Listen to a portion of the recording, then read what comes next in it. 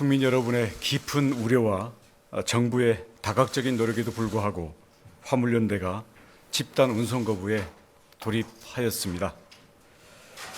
국가 경제가 크게 어려운 상황에서 국민 여러분께 더욱 심려를 끼쳐드리게 되어서 너무나 송구스럽게 생각합니다.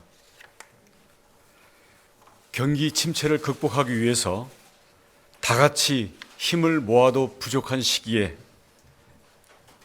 일방적으로 강행되는 화물연대의 집단 운송 거부는 국가 경제를 볼모로 정당성과 명분이 모두 없는 매우 이기적인 행동이라고 하지 않을 수 없습니다.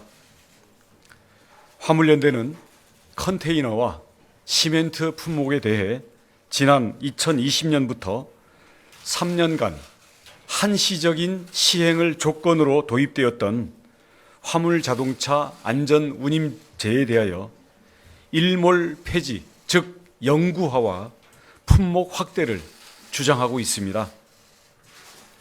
화물연대는 정부가 이런 요구에 동의하였다고 주장하고 있으나 이는 전혀 사실이 아닙니다. 정부는 지난 6월 화물연대의 집단 운송 거부 철회 당시에 안전운임제의 일몰 연장 등을 지속 추진하고 품목 확대 논의를 이어나가겠다라는 입장을 밝힌 것이고, 화물연대가 주장하는 것처럼 일몰 폐지 또 품목 확대를 약속한 것이 전혀 아닙니다. 안전운임제는 교통안전 개선을 위해서 도입된 제도입니다. 그러나 지난 3년 동안 제도를 시행해 본 결과 당초 도입 목적인 안전 개선 효과는 불분명한 것으로 드러났습니다. 화주와 운송사, 차주 등 이해관계자 간의 제도에 대한 입장은 첨예하게 대립하고 있는 상태입니다. 이런 상황에서 필요한 것은 합리적인 제도 방향을 놓고 이해 당사자들과 함께 충분히 논의하는 것입니다. 이를 위해 정부는 당초 화물연대에 대해 안전운임 TF 구성을 해서 구체적인 논의를 하자고 제안하였습니다만, 대화를 통해 합리적인 제도 방향을 모색하고자 하는 이러한 제안에 대하여 화물연대는 부정적인 입장을 표명하고 TF에 들어오지 않았습니다.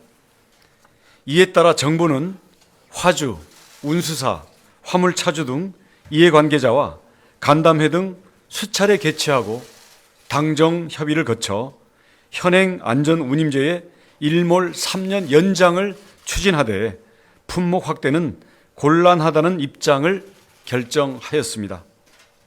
그런데도 화물연대는 자신들의 일방적인 요구를 관철시키기 위해 집단의 이익만을 내세운 이기적인 운송 거부를 강행하고 있는 것입니다. 국민 여러분, 지난 6월 집단 운송 거부로 우리 경제는 이미 약 2조 원에 달하는 경제적 피해를 입은 바 있습니다. 이번 집단 운송 거부는 우리 사회와 경제를 위해 밤낮으로 각지에서 노력하시는 많은 분들의 헌신과 경제 회복을 바라는 국민의 열망을 무시하는 행위입니다. 정부는 정당성 없는 이번 집단 운송 거부에 대해 법과 원칙에 따라 엄정하게 대응해 나가겠습니다. 운송 거부자에 대하여는 지자체와 공조하여 법적 근거에 따라 과태료를 부과하겠습니다.